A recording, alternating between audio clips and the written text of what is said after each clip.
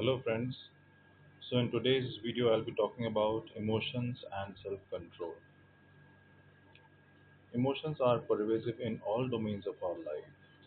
In fact, it can be called as the building blocks of our relationship, actions and success. Emotions make us who we are.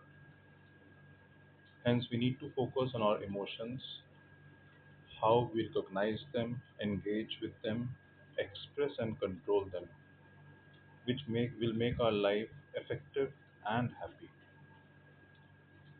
So first and the foremost thing is we need to identify the emotions that we are experiencing, recognize how these are affecting our performance, our relationship and behavior.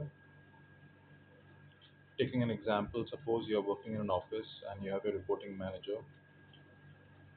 There are two approaches to it. Your manager may give you a tough task with stringent timelines. So you have two options, two responses. One is that either you discuss, negotiate a middle path, or you oppose it, right? So it's basically an emotion which comes into play. And well, it can be that if you are following the middle path, then that can be a better option in terms of your career progression. Opposing bluntly may create a kind of a rift between you and your reporting manager, and hence can be avoided. So coming to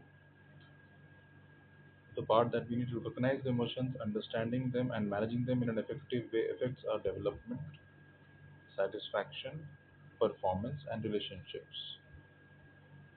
So there are studies in this field which has clearly shown that emotional abilities predict life satisfaction in an indirect way. Taking an analogy of Freud's iceberg, so if you look at the upper part of the iceberg, that forms the intelligence quotient. But what is this? The tip of the iceberg is supported by a huge bottom portion, right? Which is your emotional intelligence and your emotional quotient.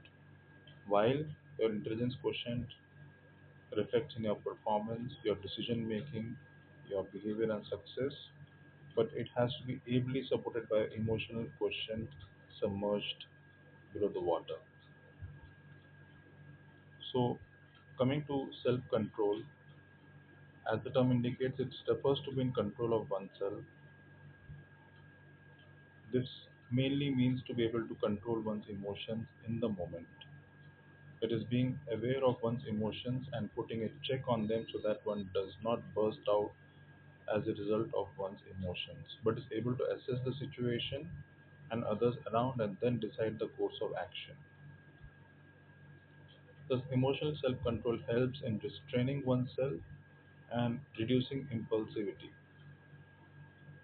So, Steen and Book, which I mentioned in the slide over here, in 2006 have defined emotional self control as a capacity for identifying one's angry and aggressive impulses, being composed, and putting the brakes on angry, aggressive, hostile, and irresponsible behavior.